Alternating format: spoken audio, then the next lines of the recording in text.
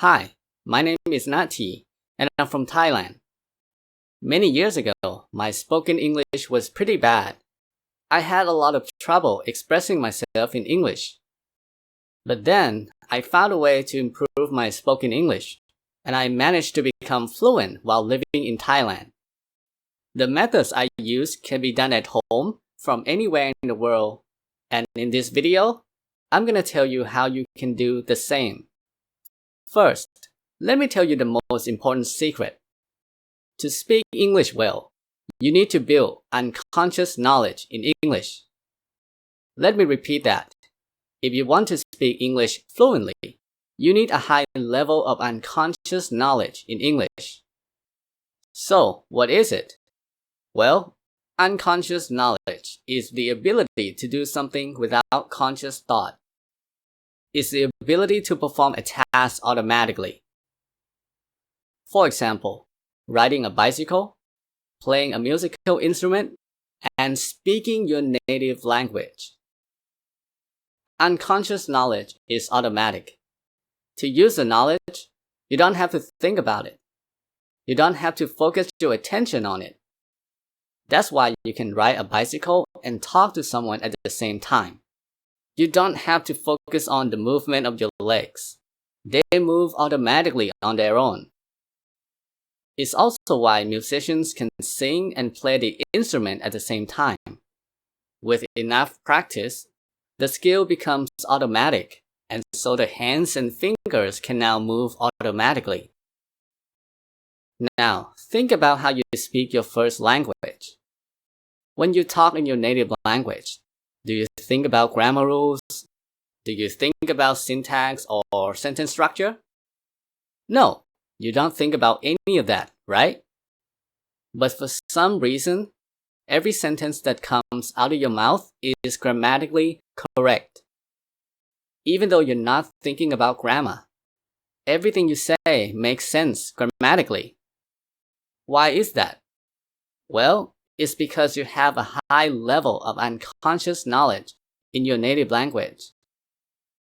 So, if you want to speak English well, you need to increase your unconscious knowledge in English. If you do that, speaking English will feel natural and automatic, much like speaking your first language. So how do you acquire unconscious knowledge? Unfortunately, this is very difficult to do. The problem is that this type of knowledge cannot be taught. It cannot be acquired through study. You can improve it by reading grammar books or watching grammar lessons on YouTube. If you do that, you will acquire a different type of knowledge called conscious knowledge. This type of knowledge is not automatic.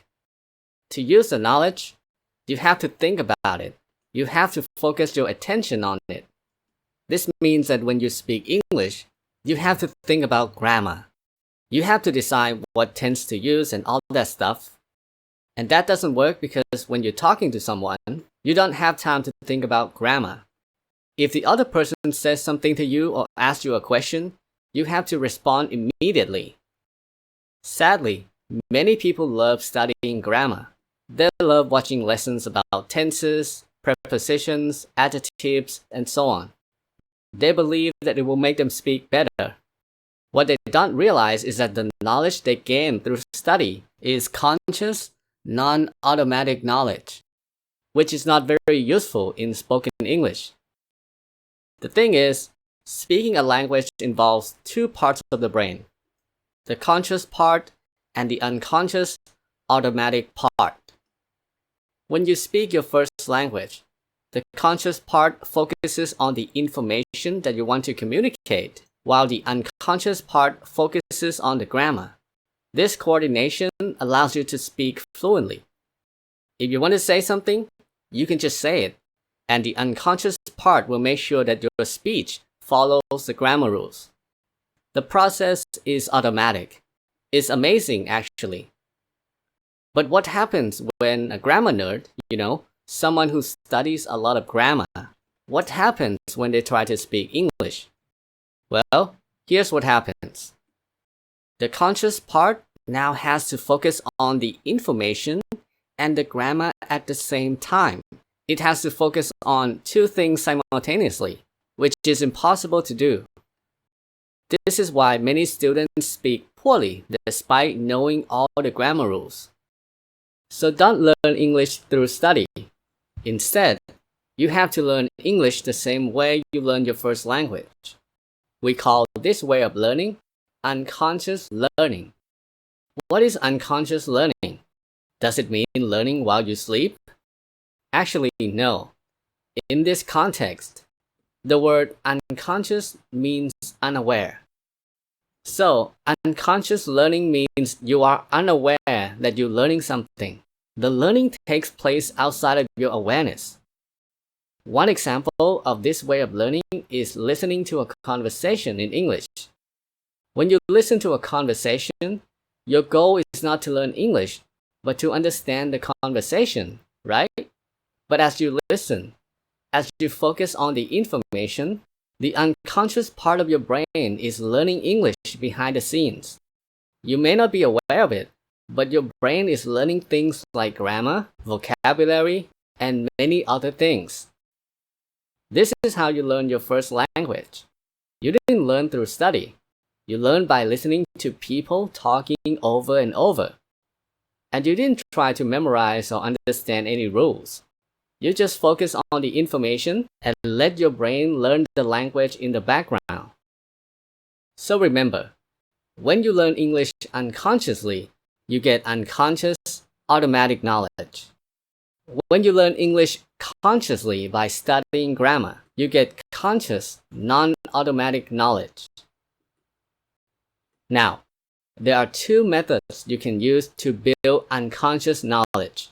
These are the only two methods I use to become fluent in English. The first one is listening, of course. The second one is input-driven speaking practice. Let's talk about listening. Listening is a very popular method for learning English. Everybody tells you to listen to English. But is it really necessary? I mean, what if you're not looking to improve your listening? If your goal is to improve your speaking, why do you need to spend time listening? Why not just focus on speaking practice? Well, here's the deal. Even if improving your listening is not your goal, you still need to listen to English on a regular basis. In fact, it's impossible to become fluent without a lot of listening. The reason is simple. Regular listening makes it easy to improve your speaking. You see, the English language is very complex. If you don't listen to English very much, you'll never become familiar with the complexity of the language. So when you try to practice speaking, you will get confused very easily. Forming a sentence will be confusing. Practicing new words will be confusing. Everything will be confusing because your brain cannot handle the complexity of the language. On the flip side, if you listen to English regularly, you will become comfortable with the language. So the complexity will not confuse you as much. As a result, improving your speaking will be a lot easier. That's why you need to listen to English regularly. You need to feed your brain with as much input as possible. But what about reading? Should you also read in English? Well, if you can do both listening and reading, that's great. That's even better. But if you don't have a lot of time, I suggest you focus on listening because it helps you become familiar with the sounds of English. Pronunciation, intonation, pitch, things like that. Besides, when you watch a movie or a YouTube video with English subtitles, you are essentially reading in English, right? So even if you focus on listening, you will sometimes get to practice your reading skills as well. So make sure to consume a lot of content like YouTube videos, podcasts, audiobooks, movies, and TV shows. If you don't understand the content and need to read subtitles, make sure they are in English, not in your native language. At this point, you might have questions like, what podcast should I listen to? What movie should I watch? What content is best for learning English? The answer to these questions is simple. The best content for learning English is content you enjoy. For example, if you like travel, you might watch YouTube videos about travel. If you're interested in business, you might listen to business podcasts. If you like action movies, then watch action movies. Watch or listen to things you like. It's that simple. Don't consume content you don't like just for the sake of learning English. If you do that, listening will feel like a chore for you. It will be something that you have to force yourself to do. When you listen to something you don't care about, you will get distracted and get bored. At some point, you're going to lose motivation and stop doing it. I don't have this problem because I only listen to stuff that interests me. For example, I like Japan, so I'm subscribed to YouTube channels about Japanese culture, Japanese food, and other things related to Japan. I love scary stories, so I listen to a number of scary podcasts. I'm also a big fan of fantasy series like Harry Potter, and I've listened to the Harry Potter audiobooks multiple times now. So basically, I listen to things I enjoy. This way, I get to have fun and learn English at the same time. By the way, there's one type of content I avoid, and that is grammar lessons. When I'm on YouTube, I never watch videos about tenses, prepositions, adjectives, all the boring stuff, because I know that if I consume this type of content, I will develop the habit of thinking about grammar when speaking, which is not what I want. I want to speak English naturally, like I speak my native language. So make sure you listen to things that you find enjoyable and avoid content related to grammar. How much time should you spend listening each day? The answer is as much as possible. Like I said earlier, English is very complex, and so your brain needs a lot of input before it can master the language. So, the more time you spend listening, the better. If you have 30 minutes a day, listen for 30 minutes a day. If you have 10 hours a day, listen for 10 hours. The more input you get, the faster your English will improve. But if you're busy and don't have time, that's okay. Let me share a tip that has worked well for me. So, if your listening is good enough, and you don't need to look at the screen to read subtitles, you can practice listening while doing other activities. Personally, I like to listen while working out, doing chores, or commuting. With this simple strategy, I've been able to listen to English for at least 30 minutes every day without much effort. I don't need self-discipline to do this. It's very easy to do. So feel free to listen while doing your daily activities. But don't do it while working or studying, alright? The activities have to be something simple, something you can do easily without much concentration. With this approach, you really don't have to spend your free time listening to English, which means you can dedicate some of that time to your speaking practice.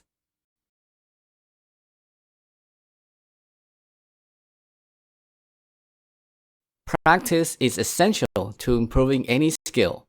If you want to speak English well, then you're going to have to practice. You have to open your mouth and speak some English. But what if you have no one to speak with? What do you do then? Some people solve this problem in a simple way. They simply talk to themselves in English.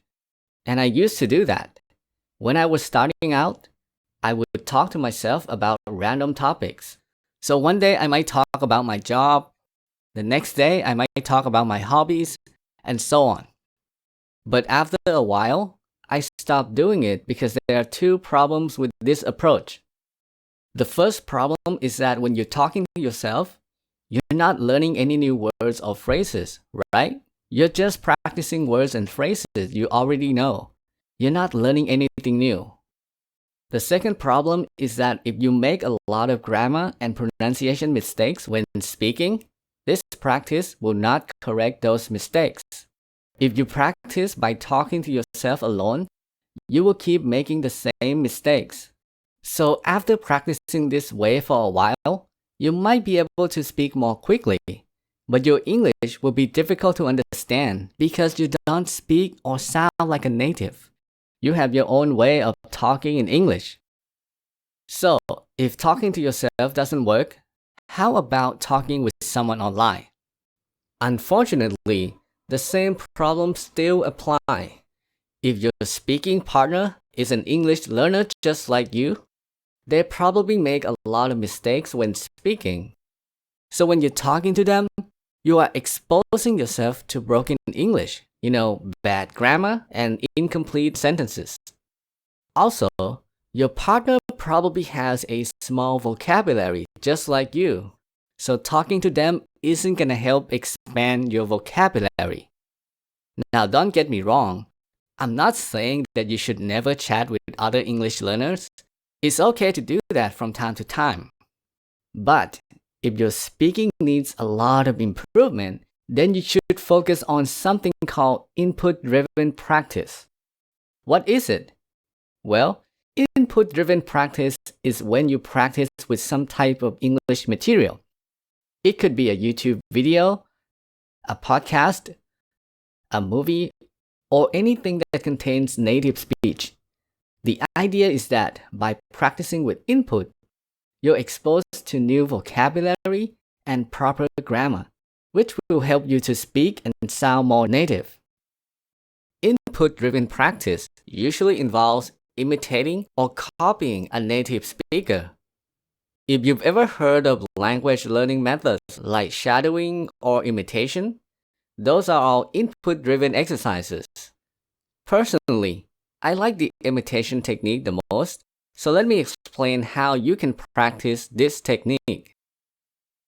To get started, find an audio or video of a native speaker talking. Try to find material where the speaker doesn't speak too fast. Once you have the material, you're going to listen to it to familiarize yourself with the speech. You don't have to speak yet, just listen and make sure you understand everything. Be sure to look up words and phrases you don't know. Now, if the speech is long, you don't have to listen to the whole thing. Just listen to the first 3 to 5 minutes. After you finish listening, you're ready to begin your practice. Play the speech from the beginning. This time, you're going to repeat after the speaker word for word. So after a few words, pause the audio and repeat what you hear out loud. You don't have to wait until the end of each sentence because that might be too difficult. You can pause mid-sentence and repeat 4, 5, or 6 words at a time. When you imitate, try to copy not only the words but also the rhythm, pronunciation, and the emotion in the voice. Copy everything so that you sound exactly like that person. So that was one way to practice imitation, but this technique is flexible. As your speaking improves, you can make the practice more challenging to match your proficiency level. For example, instead of repeating a few words at a time, you can try to memorize and repeat one sentence at a time. If you come across a very long sentence and you can't remember the exact words, that's okay. The human brain is not very good at remembering individual words or small details, but it's good at remembering meaning or key information. So, if you forget the original sentence, try to express the meaning in your own words. For example, if the original sentence was, "Walking alone in a dense forest at night is absolutely terrifying," you might say something like, "Walking alone in a forest at night is very scary."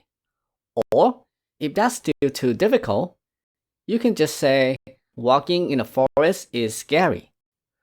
The process of expressing something in your own words is really helpful. It improves your ability to improvise and find the right words to express yourself. As you can see, there's more than one way to practice imitation, so feel free to do it however you like. The important thing is to always practice with input to ensure constant exposure to proper English. So there you have it. That's how you can increase your unconscious knowledge and become more fluent in English. A lot of listening and a lot of speaking practice.